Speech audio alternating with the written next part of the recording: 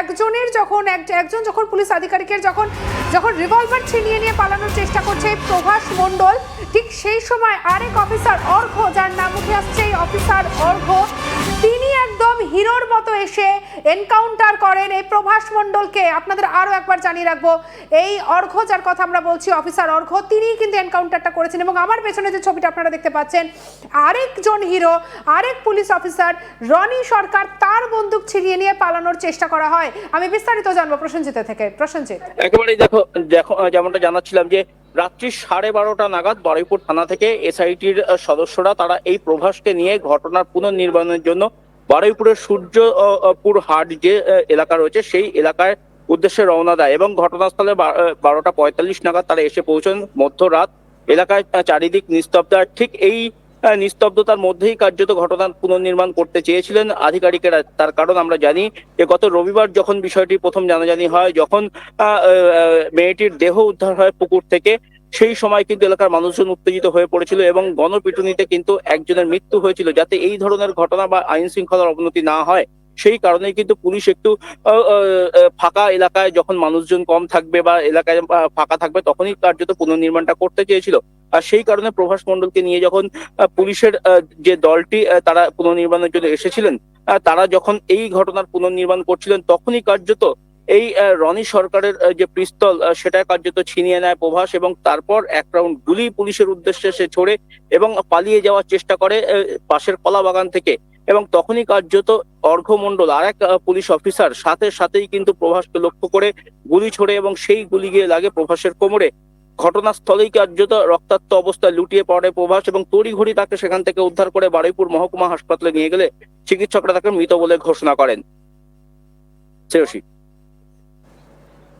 একেবারে তোমার থেকে আমি জানতে চাইবো, এই যে অর্ঘ্য যার কথা তুমি বলছো, যিনি এনকাউন্টার করেছেন, একটু তার ব্যাকগ্রাউন্ডটা জানতে চাইবো, সেই অফিসারের সম্পর্কে যদি আমাদেরকে জানাও।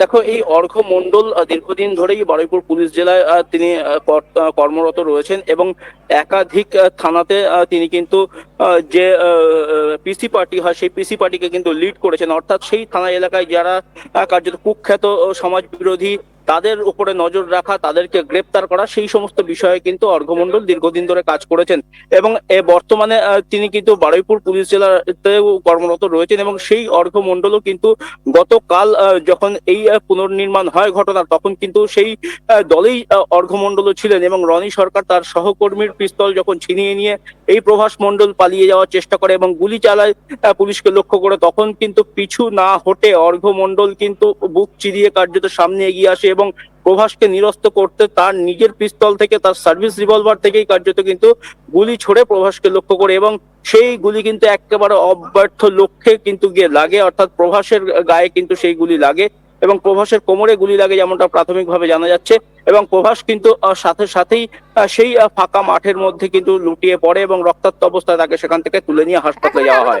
আমাদের একটা বিষয় যদি একটুখানি পরিষ্কার করো, আমরা জানি যে দেখো, বাংলায় আমরা এই ধরনের এনকাউন্টারের ঘটনা কিন্তু আগে সেভাবে শুনেছে বলে আমাদের মনে পড়ে না।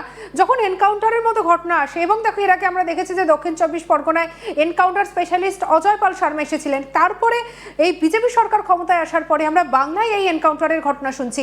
আমি একটু জানতে চাইবো যে কোন থানার অন্তর্গত কোন কোন পুলিশ আধিকারিক ছিলেন, তাদের সম্পর্কে একটু বিস্তারিত জানতে চাইবো, বাংলার মানুষ জানতে চায় তাদের সম্পর্কে।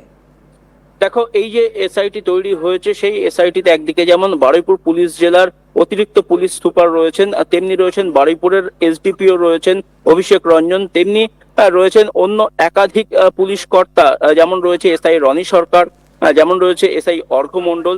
সেরকম কিন্তু 6 সদস্যের যে সিট গঠন হয়েছে, তার মধ্যে কিন্তু এই সমস্ত আধিকারিকেরা রয়েছেন এবং তারা প্রত্যেকেই কিন্তু এই ঘটনার যে যেখানে মুখ্যমন্ত্রী বলেছেন যে জিরো টলারেন্স কার্যত করা হবে নারী নির্যাতনের ক্ষেত্রে এবং এই ঘটনার 72 ঘন্টার মধ্যে দোষীদেরকে গ্রেপ্তার করতে হবে এবং তাদেরকে শাস্তি দিতে হবে, সেই নির্দেশ পাওয়া মাত্রই কিন্তু তৎপরতার সাথে পুলিশ কিন্তু কাজে নেমে পড়ে। এবং আমরা দেখেছি ঘটনার প্রায় 24 ঘন্টা কাটতে না কাটতেই কিন্তু কার্যত 3 জনকে গ্রেপ্তার করা হয়েছিল এবং এই ঘটনার পর আরো একজন চতুর্থ অভিযুক্ত, তাকেও কিন্তু গ্রেপ্তার করেছে এই তদন্তকারীরা। অর্থাৎ বাংলার পুলিশ চাইলে যে তারা পারে না তেমনটা কিন্তু নয়, তারা যেমন দ্রুত এই ঘটনার সাথে জড়িতদেরকে গ্রেপ্তার করতে সক্ষম হয়েছে, তেমনি ঘটনার তদন্ত তারা করে কিন্তু অনেকটাই তারা পুরো তদন্ত প্রক্রিয়াকে এগিয়ে নিয়ে গিয়েছেন এবং এলাকার মানুষজনকে জিজ্ঞাসাবাদ করার পাশাপাশি কোথায় ঘটনা ঘটেছিল, কেন ঘটনা ঘটেছিল, কি কি হয়েছিল সেই সময় পুরো তদন্তই কিন্তু দ্রুত গতিতে এগোচ্ছে, তেমনটাই কিন্তু পুলিশের তরফ থেকে জানা যাচ্ছে। এবং এই সমস্ত পুলিশ কর্তারা তারা কিন্তু এই অভিযুক্তদেরকে নিয়ে তারা পুনর্নির্মাণ করছেন। গতকালও আমরা দেখেছি সকালের ডিজিপি আইজি তারা কিন্তু সকলেই এই ধৃতদের মধ্যে দুই অভিযুক্তকে নিয়ে ঘটনাস্থলে এসেছিলেন, ঘটনাস্থল শনাক্ত করার জন্য যে ঠিক কোথায় ঘটনাটি ঘটেছিল। এবং তারপর গত রাতে আমরা দেখেছি যে এই প্রভাস মণ্ডল, যাকে কিনা প্রথমেই প্রভাস মণ্ডলকে ধরা হয়েছিল, এলাকার সাধারণ মানুষ ধরে তাকে পুলিশের হাতে তুলে দিয়েছিল এবং সেই প্রভাস মণ্ডলকে নিয়েই কার্যত ঘটনার পুনর্নির্মাণ কিন্তু করেন পুলিশ কর্মীরা। এবং যখন সেই ঘটনার পুনর্নির্মাণ করছিলেন পুলিশ কর্মীরা, তখনই কার্যত এই প্রভাস, যে কিনা এলাকাতেও অত্যন্ত বদনাম রয়েছে প্রভাসের, কারণ তার পরিবার থেকে শুরু করে প্রতিবেশীরা সকলেই কিন্তু প্রভাসের বিরুদ্ধেই কথা বলছেন যে সে ভালো ছেলে নয়, এমনটাই কিন্তু এক বাক্যে সকলেই স্বীকার করছেন। তাদের দাবি যে এই প্রভাস কিন্তু যথেষ্ট অসামাজিক কার্যকলাপের সাথে যুক্ত ছিল, তারা কিন্তু তেমনটা জানিয়েছেন। আর সেই প্রভাসী কার্যত পুলিশের বন্দুক ছিনিয়ে নিয়ে পালানোর চেষ্টা করেছিল, এমনকি পুলিশ যাতে তাকে ধাওয়া না করে সেই কারণে পুলিশকে লক্ষ্য করে গুলিও চালিয়েছিল, এক রাউন্ড গুলি সে চালিয়েছিল, তেমনটাও কিন্তু পুলিশের তরফ থেকে জানানো হচ্ছে। এবং সেই কারণেই এই পুলিশের তরফ থেকে কিন্তু পাল্টা প্রভাসকে লক্ষ্য করে গুলি ছোড়া হয় এবং অর্ঘ্য মণ্ডল, যার কথা উঠে আসছে এনকাউন্টার তিনিই করেছেন, তেমনটাই কিন্তু এখনো পর্যন্ত পুলিশের তরফ থেকে জানা গিয়েছে। একটা কথা বলে, এই যে নামগুলো উঠে আসছে পুলিশ আধিকারিকদের, আমি একটু জানতে চাইবো, এই যে অর্ঘ্য বা রনি, যে পুলিশ আধিকারিকই হোক না কেন, এনাদের একটুখানি হিস্ট্রি সম্পর্কে জানতে চাইবো। এর আগে কি এনাদের এরকম কোনো কাজের বা এরকম দুঃসাহসিক কোনো কাজের কি ইতিহাস সম্পর্কে জানতে পেরেছো? দেখো, এই রনি সরকার, যার কথা উঠে আসছে, যার বন্দুক কার্যত ছিনিয়ে নিয়েছিল প্রভাস, অর্থাৎ আচমকাই তার বন্দুক কোমর থেকে ছিনিয়ে নেয় প্রভাস, তেমনটা কিন্তু পুলিশের তরফ থেকে জানানো হচ্ছে। এই রনিও কিন্তু অত্যন্ত ডাকাবুকো অফিসার, তার কারণ আমরা দীর্ঘদিন ধরে দেখেছি তিনি বারুইপুর পুলিশ জেলায় কর্মরত। বারুইপুর পুলিশ জেলার বিভিন্ন থানায় কিন্তু রনি অত্যন্ত দক্ষতার সাথে কিন্তু তিনি কাজ করেছেন। তিনিও কিন্তু বিশেষ করে বিভিন্ন থানার পিসি পার্টি লিড করতেন। কিছুদিন আগেই তিনি ক্যানিং থানাতে ছিলেন এবং সেই ক্যানিং থানাতে কিন্তু আগ্নেয়াস্ত্র উদ্ধারের ঘটনা ঘটেছে।